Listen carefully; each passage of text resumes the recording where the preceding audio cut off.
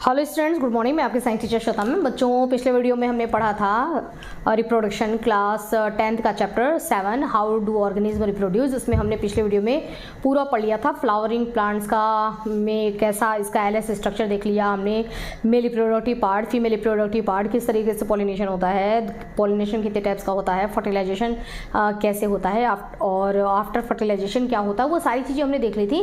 लेकिन फिर भी एक बार अब हम देखने जा रहे हैं कि फर्टिलाइजेशन के बाद क्या क्या होता है। ठीक है, चलिए देखिए। ये एक बार ये मैंने डायग्राम अभी जस्ट तुरंत फिर से ड्रॉ किया है, ठीक है ना, ये वाला, ताकि आपको ये देखो, ये एलएस हो गया फ्लावर का एलएस स्ट्रक्चर। ठीक है, इसमें अब देखो फर्टिलाइजेशन के बाद फर्टिलाइजेशन हो गया। ये मैंने आपको डायग्राम बताया था पिछले वीडियो में, ठीक है, कि ऐसे ऐसे कैसे कैसे फर्टिलाइजेशन होता है। यहाँ पर आपने देखा कि फर्टिलाइजेशन हो गया। ठीक है, फर्टिलाइजेशन के बाद क्या होना है, बस वो हम देखने जा रहे हैं। फर्टिलाइजेशन के बाद होता क्या है कि ये जो ओवरी है ना, फ्लावर में जो आपको ये ओवरी दिखाई दे रही है, ये फ्लावर की जो ओवरी होती है, ठीक है, ओवरी है ना, ये ओवरी कन्वर्ट हो जाता है किसमें, फ्रूट में। ठीक है, तो फ्लावर का जो ओवरी है ना, वो कन्वर्ट हो गया फ्रूट में। यानी कि कोई आपसे अगर पूछे कि आप क्या खा रहे हैं, आप मान लो कि खा रहे हो, ठीक है, फल खा रहे हो, कोई आपसे पूछे तो आप कहेंगे कि मैं फल खा रहा हूँ। तो अब मैं कहूँगी कि बेटा आप फल नहीं खा रहे हो, झूठ बोल रहे हो, आप ओवरी खा रहे हैं। क्या खा रहे हैं, ओवरी, ओवरी। ठीक है, तो ओवरी आप खा रहे हैं, अब ध्यान दीजिए, ओवरी खा रहे हैं। ठीक है, तो हम लोग फ्रूट नहीं खाते हैं, जो फ्रूट खाते हैं वो एक्चुअल में क्या है, वो एक्चुअल में प्लांट की, फ्लावर की ओवरी है। ठीक है, ओवरी को खाते हैं। तो ओवरी कन्वर्ट हो जाता है किसमें, फ्रूट में कन्वर्ट हो जाता है। और ओवरी के ऊपर है ना, एक देखेंगे एक सुरक्षा कवच, एक लेयरिंग होती है, ठीक है, जिसको ओवरी वॉल बोला जाता है। ये ओवरी वॉल ये कन्वर्ट हो जाता है फ्रूट वॉल में, है ना, मतलब फ्रूट के ऊपर जो एक छिलका होता है ना, पतला सा, है ना, जो फ्रूट के ऊपर जो छिलका होता है वो होता है फ्रूट वॉल, यानी किसी को पेरिकार्प बोला जाता है। वो पेरिकार्प यानी कि फ्रूट वॉल में कन्वर्ट हो जाता है, जो ओवरी के ऊपर की जो लाइनिंग होती है, ठीक है, ओवरी वॉल। ओके, ये दो बातें आपको समझ में आ गई।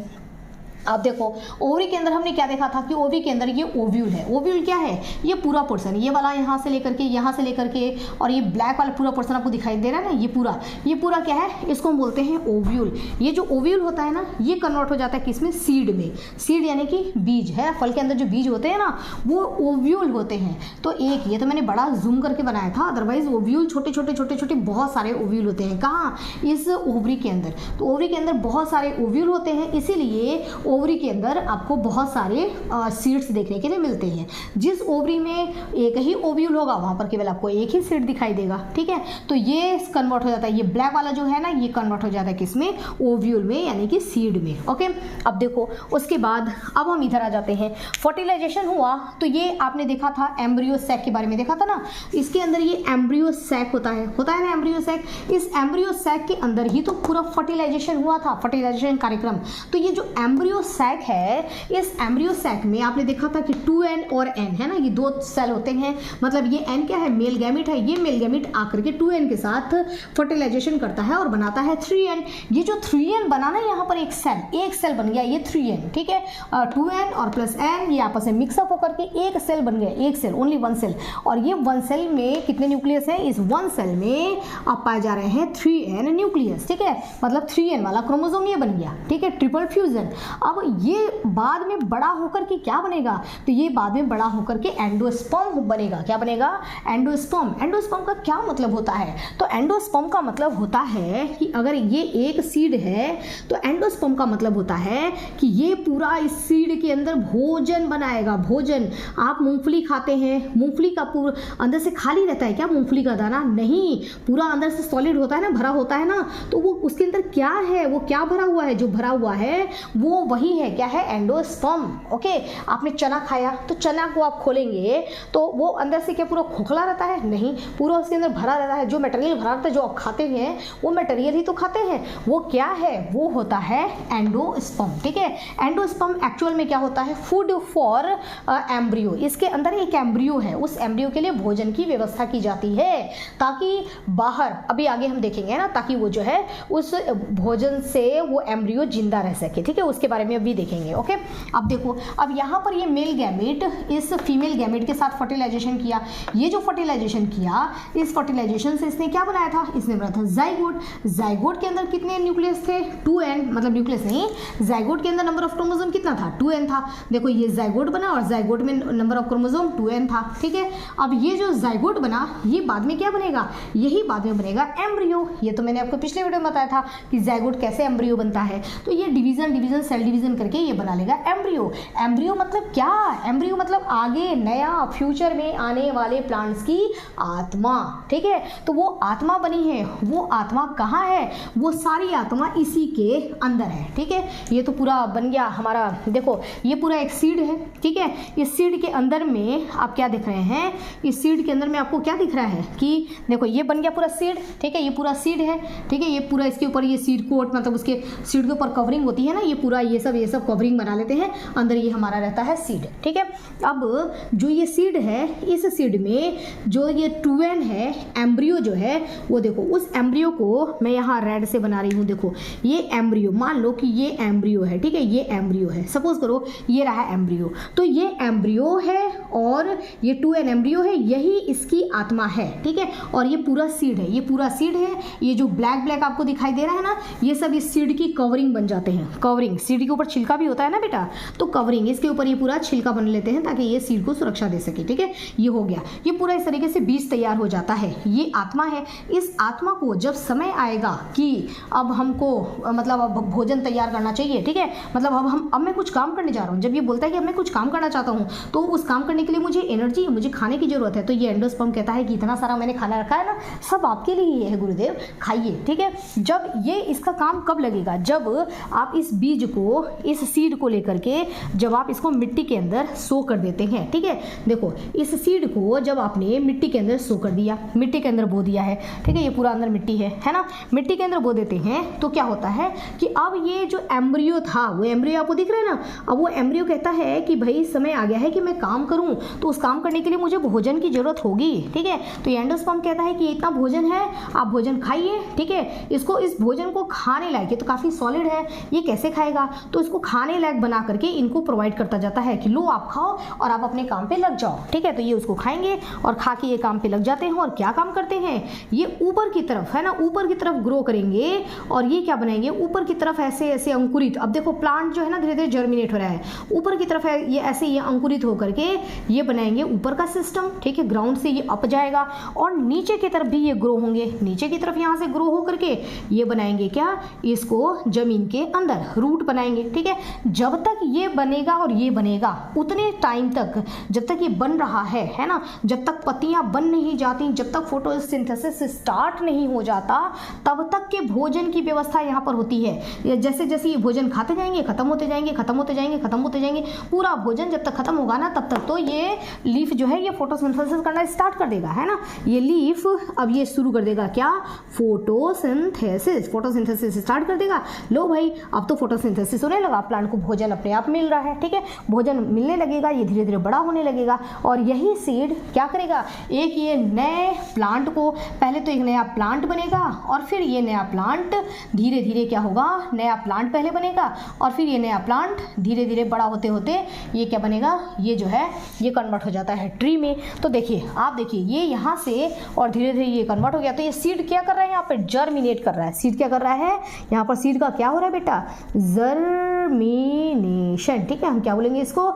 इसको हम बोलेंगे सीड जर्मिनेशन। सीड जर्मिनेट कर रहा है। ठीक है, तो यहाँ पर सीड जर्मिनेट कर जाता है। तो सीड के अंदर आत्मा कौन थी? यही थी। जर्मिनेट एक्चुअल में कौन करेगा? आत्मा करेगा। उस आत्मा के लिए जो भोजन होता है वो होता है एंडोस्पर्म। एंडोस्पर्म भोजन है और जाइगोट क्या है? वो एम्ब्रियो बना लिया और वही होती है आत्मा। अगर इस आत्मा को इसमें से निकाल लो, कहोगे भाई तुम हट जाओ, है ना, चलो तुमको मैं बो देता हूँ, तो मिट्टी में बो करके देखिए, कोई जर्मिनेट नहीं करेगा, कोई नया प्लांट नहीं बनेगा। कैसे बनेगा? आत्मा तो है नहीं, ये तो केवल भोजन है। ठीक है, जिसको जर्मिनेट करना है वो तो ये है। वो ये क्या है?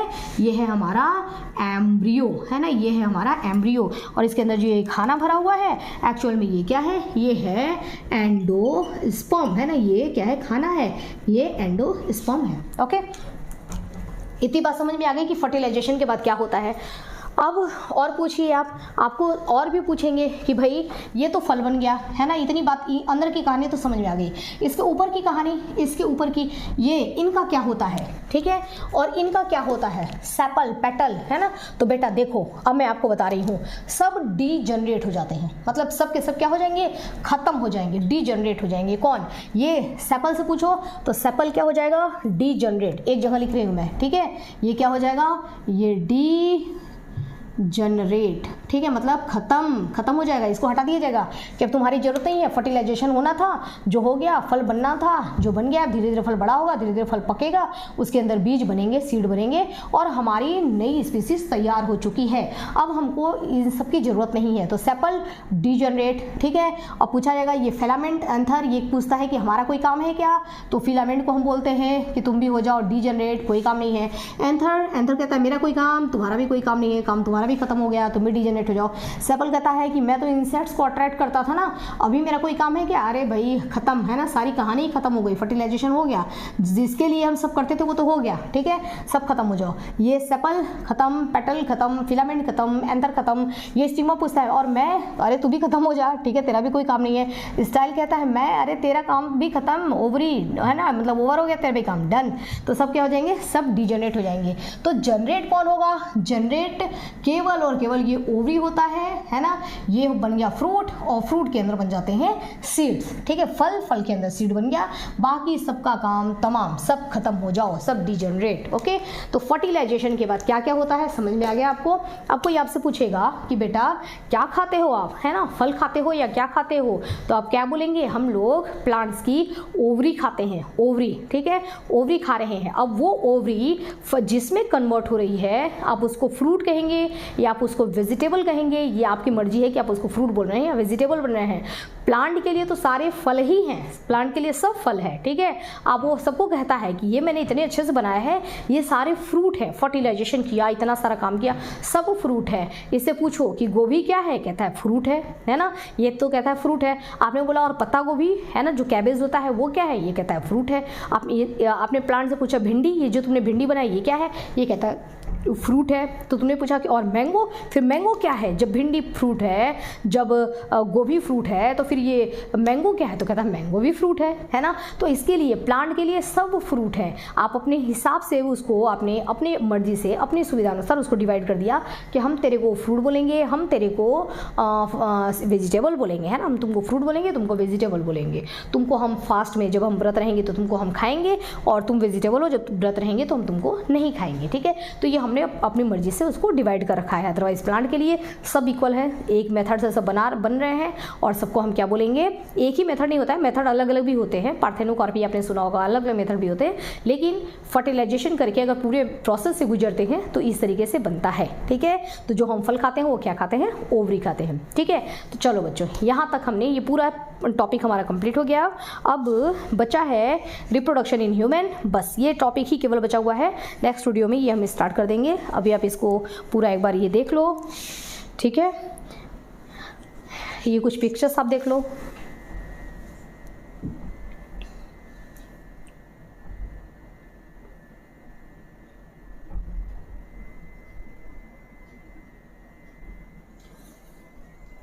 ओके बच्चों, चलिए मिलते हैं नेक्स्ट वीडियो में और पढ़ेंगे ह्यूमन रिप्रोडक्टिव सिस्टम, ठीक है।